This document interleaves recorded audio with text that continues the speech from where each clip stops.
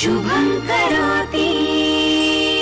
पहिल्यांदा तुम्ही येताय आमच्या प्रेस मध्ये, तेव्हा काही घेतले बिघड तुम्ही जाणार बरं दिसत नाही होते. अगो तुमची सेवा करण्याची संधी द्या या गरीबाला. आणि काय विवेक असं का बळेवानी काय राहताय? अहो कुरिअर वाले असले म्हणून काय झालं? चांगला असं टायबीला वाचन फिरायचं, बिझनेसमनचा फील येतोय.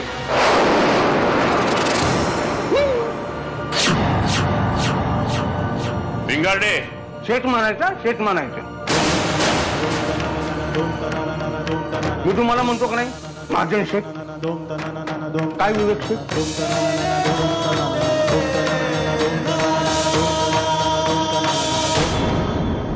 अरा काय अवस्था झाली या माणसाची. अहो कॉफी तरी घेऊन जायची 2 गोट, तेवढाच वन बसकायला ताकद मिळाली असती.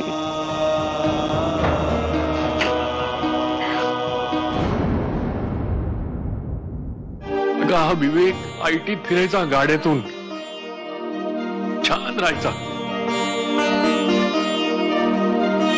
आणि आज पायपीट करून करून पत्र वाटतोय.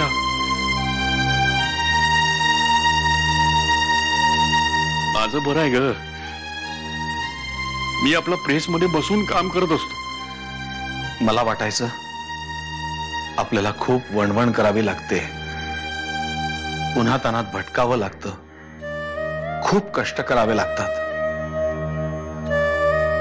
आणि दादा आपला प्रेस मध्ये आरामात बसलेला असतो. पण उन्हात वणवण करून पाय दुखतात, मन नाही.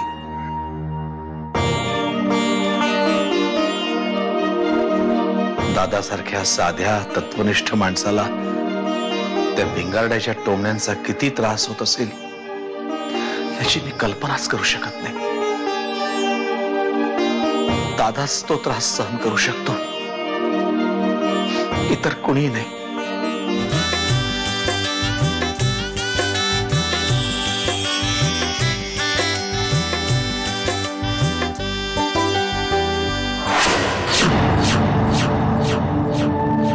लग्न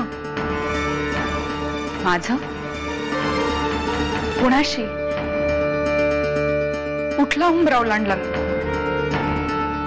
कुठलं महाप ओलांडलं? लग्नाचं की आयुष्याचं?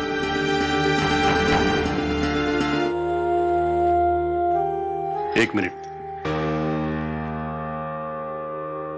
अनु,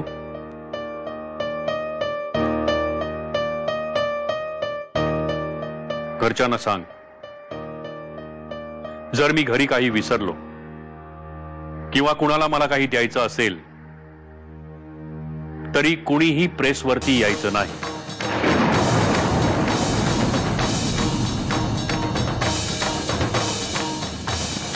घरच्यांना कशाला? मलाच सांग ना. मी प्रेसवर कुरिअर घेऊन आलो होतो म्हणून म्हणतोयस ना? मी कुरिअरवाल्याची नोकरी करतो म्हणून लाज वाटते तुला? नाही,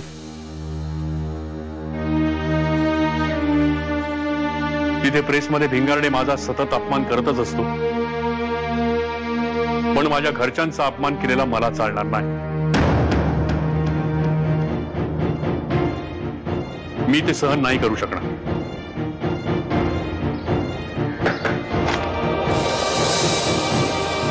दादा कुठे जाणार आहे मी? दुसऱ्या घरात की दुसऱ्या जगात? प्रवास कुठलाही असेल,